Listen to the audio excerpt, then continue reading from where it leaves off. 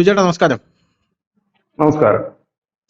നമ്മുടെ ഉപരാഷ്ട്രപതി ധൻഖറിന്റെ വിമർശനം ഏറ്റു എന്ന് തോന്നുന്നു. അതാണ് ഇന്ന് നമ്മുടെ ദേശീയ തലത്തിലുള്ള ഒരു ശ്രദ്ധേയമായിട്ടുള്ള വാർത്ത എന്ന് പറയുന്നത്. സുപ്രീം കോടതിയാണ് വിമർശിച്ചിട്ടുള്ളത്. സംഭവം എന്ന് പറഞ്ഞാൽ അറിയാലോ, വഖഫ് നിയമവുമായിട്ട് ബന്ധപ്പെട്ട് നിയമനിർമ്മാണത്തിൽ സുപ്രീം കോടതിയുടെ ഇടപെടൽ അതിഭീകരമായിട്ടുണ്ട്. പോരാത്തതിന് അതിലല്ല നമ്മുടെ ധൻഖർ വിമർശിച്ചത്, രാഷ്ട്രപതിക്ക് ഒരു നിർദ്ദേശം കൊടുത്തിരുന്നു 3 മാസത്തിനകം ബില്ലുകൾ പാസ്സാക്കി വിടണമെന്ന്. അതിലൊക്കെ ഉള്ളൊരു വിമർശനം ഉണ്ടായിരുന്നു. അപ്പൊ സുപ്രീം കോടതി പറയുന്നത് ഞങ്ങൾ അതൊക്കെ നിരീക്ഷിക്കുന്നുണ്ട്, രാഷ്ട്രപതി പറയുന്ന കാര്യങ്ങളും പിന്നെ നമുക്ക് നേരെ വരുന്ന വിമർശനങ്ങളൊക്കെ ഞങ്ങൾ നിരീക്ഷിക്കുന്നുണ്ട് എന്ന് പറയുന്ന സുപ്രീം കോടതി. സുപ്രീം കോടതി ഇത് ഇന്ന് പറയാനുണ്ടായ കാരണം ബംഗാളിന് നാളെ നിർണായകമായിട്ടൊരു ദിവസമാണ്. ബംഗാളിൽ രാഷ്ട്രപതി ഭരണം വേണമോ വേണ്ടയോ എന്നുള്ളൊരു ഹർജി നാളെ സുപ്രീം കോടതി പരിഗണിക്കാൻ പോവുകയാണ്. അപ്പോൾ ആ ഒരു ഹർജി പരിഗണിക്കുന്ന ആ ഒരു ഘട്ടത്തിൽ സുപ്രീം കോടതി ഈ കാര്യം കൂടെ പറഞ്ഞു.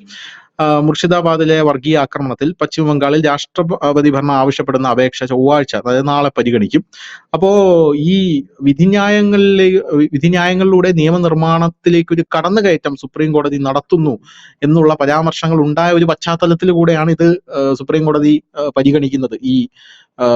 ഈ അപേക്ഷ ബംഗാളിൽ രാഷ്ട്രപതി ഭരണം വേണമോ വേണ്ടയോ എന്നുള്ളതും ശ്രദ്ധേയമായിട്ടുള്ളൊരു കാര്യമാണ്. അപ്പൊ സുപ്രീം കോടതി പറയുന്ന ഒരു സംഭവം എന്ന് പറഞ്ഞു കഴിഞ്ഞാല്, ജസ്റ്റിസുമാരായിട്ടുള്ള Bhushan R Gavai, A G Masih എന്നിവർ അടങ്ങിയ ബെഞ്ച് അഭിഭാഷകനായിട്ടുള്ള ജയിനോട് ചോദിക്കുന്ന ഒരു കാര്യമുണ്ട്. രാഷ്ട്രപതി ഭരണം ഏർപ്പെടുത്താൻ ഒരു പൊതു ഉദ്യോഗസ്ഥനെയോ സർക്കാർ സ്ഥാപനത്തെയോ ഏജൻസിയോ നിർദ്ദേശിക്കുന്ന ഒരു റിട്ട് ഞങ്ങൾ പുറപ്പെടുവിക്കണമെന്ന് നിങ്ങൾ ആഗ്രഹിക്കുന്നു. ഞങ്ങൾ അവിടെ രാഷ്ട്രപതി ഭരണം ഏർപ്പെടുത്തണമെന്നാണ് നിങ്ങൾ ആഗ്രഹിക്കുന്നത്. ആ റിട്ട് ഞങ്ങൾ പുറപ്പെടുവിക്കണം. അങ്ങനെ ഞങ്ങൾ പുറപ്പെടുവിക്കുമ്പോൾ നിയമനിർമ്മാണ എക്സിക്യൂട്ടീവ് പ്രവർത്തനങ്ങളിൽ കടന്നുകയറ്റം നടത്തിയതിന് നിങ്ങൾ ഞങ്ങളെ കുറ്റപ്പെടുത്തുകയും ചെയ്യും എന്നാണ് പറയുന്നത്. അതൊരു വല്ലാത്തൊരു ചോദ്യമാണ് സുപ്രീം കോടതിയുടെ. അതായത് ഞങ്ങൾ രാഷ്ട്രപതി ഭരണം അവിടെ ഏർപ്പെടുത്തണം, നിങ്ങളുടെ ഉദ്ദേശം ഞങ്ങൾക്കറിയാം. കാരണം നമുക്കറിയാലോ, BJP സർക്കാർ ഒരിക്കലും നരേന്ദ്രമോദി ഒരിക്കലും ബംഗാളിലെ ഭരണം പിരിച്ചുവിടാൻ പോകുന്നില്ല. മണിപ്പൂരിലും അങ്ങനെ ഭരണം പിരിച്ചു വിട്ടതൊന്നും അല്ല, അവിടുത്തെ മുഖ്യമന്ത്രി രാജിവെച്ചതാണ്. BJPക്ക് അങ്ങനെ ഒരു ചീത്തപ്പേരില്ല. ഇപ്പോ ഞങ്ങളുടെ അടുത്ത് വന്നിരിക്കുകയാണ്, സുപ്രീം കോടതിയുടെ അടുത്ത് വന്നിരിക്കുകയാണ്. അതായത് എല്ലാം ഞങ്ങളുടെ നെഞ്ചത്തോട്ടാണ് നിങ്ങൾ കൊണ്ടുവരുന്നത്. രാഷ്ട്രപതി ഭരണം ഞങ്ങൾ ഏർപ്പെടുത്തുകയും വേണം, അതേസമയം നിങ്ങൾ പറയുകയും ചെയ്യും അതാ അവിടെ രാഷ്ട്രപതി ഭരണം ഏർപ്പെടുത്തി സുപ്രീം കോടതി കയറി ഇടപെടുകയാണ്, നിയമനിർമ്മാണത്തിൽ കയറി ഇടപെടുകയാണ്. ഇത് എവിടത്തെ ന്യായമാണ്?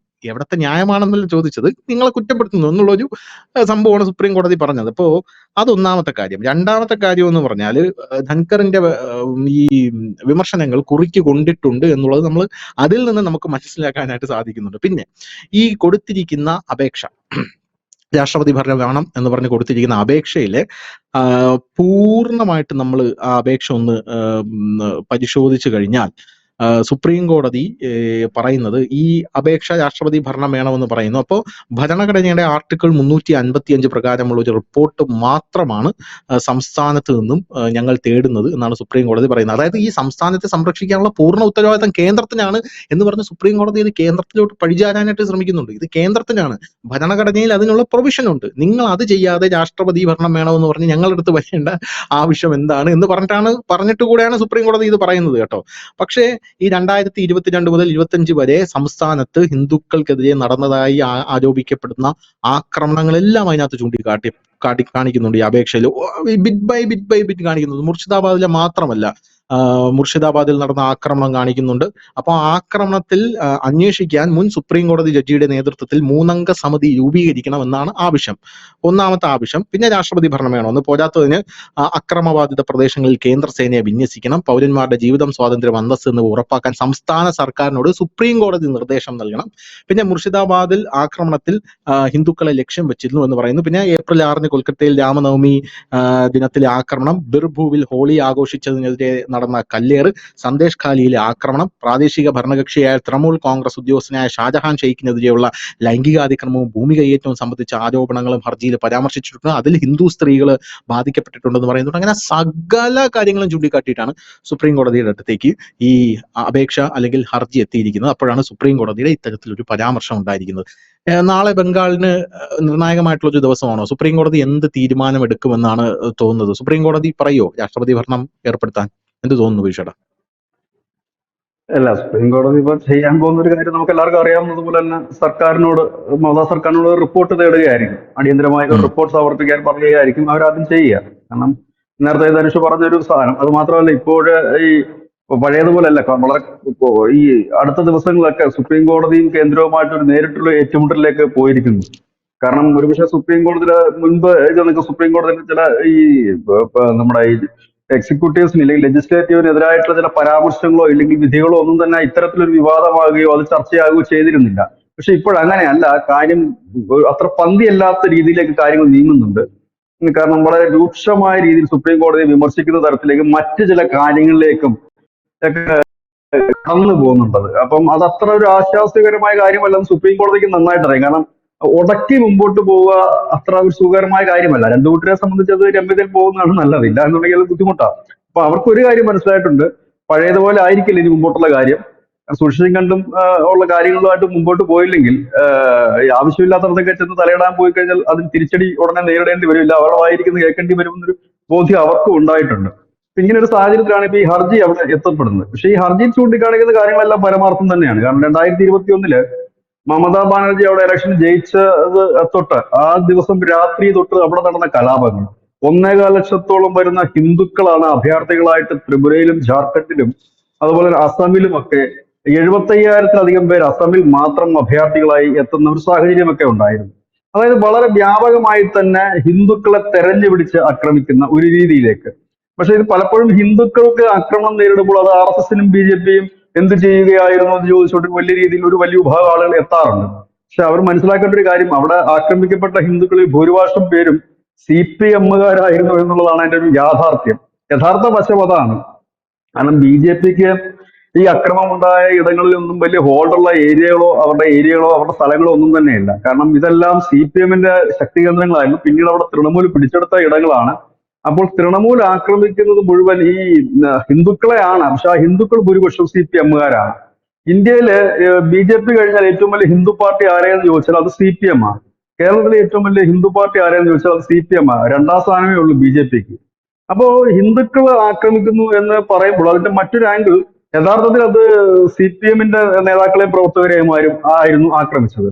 അതിനു മുമ്പ് ഒരു ആക്രമണം നടന്നു, തെരഞ്ഞെടുപ്പിന് മുമ്പ്. ആ തെരഞ്ഞെടുപ്പിന് മുമ്പ് നടന്ന ആക്രമണത്തിലൂടെയാണ് അവിടെ BJP കുറെ പച്ച പിടിച്ചത്. കാരണം ഈ BJPക്ക് ബൂത്തിലിരിക്കാൻ പോലും ആളില്ലാത്ത ഏരിയകളാണ് പശ്ചിമ ബംഗാൾ വലിയ രീതിയിലുള്ളത്. ഇപ്പോഴും അങ്ങനെയൊക്കെ തന്നെയാണ് അവസ്ഥ. അവര് ഇവിടെ സീറ്റ് പിടിച്ചു എന്നുള്ളത്, 10-66 സീറ്റ് നേടി ഇപ്പൊ പ്രതിപക്ഷത്ത് ഇരിക്കുന്നു എന്നുള്ളത് യാഥാർത്ഥ്യമാണ് എങ്കിൽ പോലും. അപ്പം അവരുടെ അണികള് ഭൂരിപക്ഷം പേരും, ഈ BJPയുടെ അണികൾ ഭൂരിപക്ഷം പേരും പഴയ സഖാക്കൾ തന്നെയാണ്. ബാക്കി സഖാക്കള് നമ്മുടെ കേരളത്തിൽ പൊറോട്ടടിക്കാൻ എത്തിയിട്ടുണ്ട്. പിന്നെ അങ്ങനെയുള്ള ആളുകളൊക്കെയാണ് ഉള്ളത്. പിന്നെ അവശേഷിക്കുന്നവരൊക്കെ ഇപ്പോഴും അവിടുത്തെ ഒരു തുരുത്തുകളുണ്ട്. ത്രിപുരയിലും ഇത് തന്നെയാണ് സംഭവിച്ചത്. ത്രിപുരയിലും ഈ CPM തകർന്ന് BJPയിലോട്ട് ആള് കൂടാനുള്ള പ്രധാനപ്പെട്ട കാരണം ഈ ഇവരുടെ അണികളാണ് ഇങ്ങോട്ട് മാറുന്നത്. നമ്മൾ അന്ന് വാർത്ത എനിക്കിപ്പോഴും ഓർമ്മയുണ്ട്, ന്യൂസ് ഇന്ത്യ മലയാളത്തിലേക്ക് അന്ന് കൊടുത്ത വാർത്ത, ഈ അടി കിട്ടിയിട്ട് തൃണമൂൽ കോൺഗ്രസ് ആയിട്ട് അടി കിട്ടി ചിപ്പം കിട്ടിയിട്ട് സഖാക്കൾ ഓടിക്കേറിയത് RSS കാര്യാലയത്തിലൊക്കെയായിരുന്നു. RSSന്റെ അന്ന് ഈ BJPക്ക് ഓഫീസുകളൊന്നും വ്യാപകമായിട്ട് പശ്ചിമ ബംഗാളിലൊന്നും ഇല്ല, അന്നുമില്ല ഇന്നുമില്ല. ഇപ്പോഴാണ് അവരിപ്പോ എല്ലാ ജില്ലയിലും ഒക്കെ ആസ്ഥാന മന്ദിരങ്ങൾ ഇപ്പൊ BJP എല്ലാ സംസ്ഥാനത്തും പണിത് തുടങ്ങുന്നതൊക്കെ ഈ അടുത്ത കാലത്താണ്. അപ്പൊ അവർ ഓടിക്കേറിയത് RSS കാര്യാലയത്തിലായിരുന്നു. അങ്ങനെ അവിടെ അവർക്ക് അഭയം കൊടുക്കുകയും അങ്ങനെ RSSകാര് ഇവർക്ക് വേണ്ടിയിട്ടാണ് കളത്തിലിറങ്ങുന്നത്.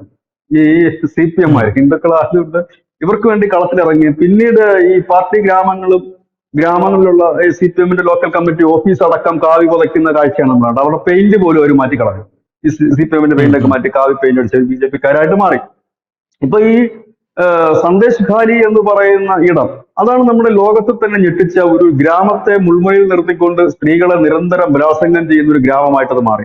ഒരുപക്ഷെ അത് BJP ഭരിക്കുന്ന ഒരു സംസ്ഥാനമായിരുന്നെങ്കിൽ എല്ലാ ദിവസവും ചാനൽ ചർച്ചകളിൽ ഇവിടുത്തെ മാധ്യമപ്രവർത്തകർ ഇല്ലെങ്കിൽ ചാനൽ ചർച്ചയുടെ അവതാരകർ ആദ്യം സന്ദേശ് ഖാലി എന്ന് ഉറക്കെ പറഞ്ഞാണ്.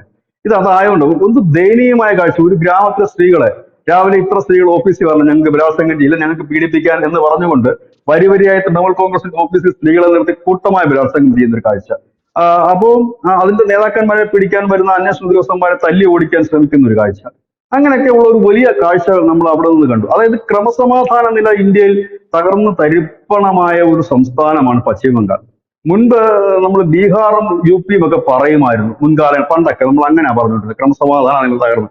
ഇന്നിപ്പോൾ ഞാൻ പറയുന്ന ക്രമസമാധാന നില ഇന്ത്യയിൽ ഏറ്റവും തകർന്ന സംസ്ഥാനങ്ങൾ ഒന്ന് പശ്ചിമ ബംഗാളാണ്.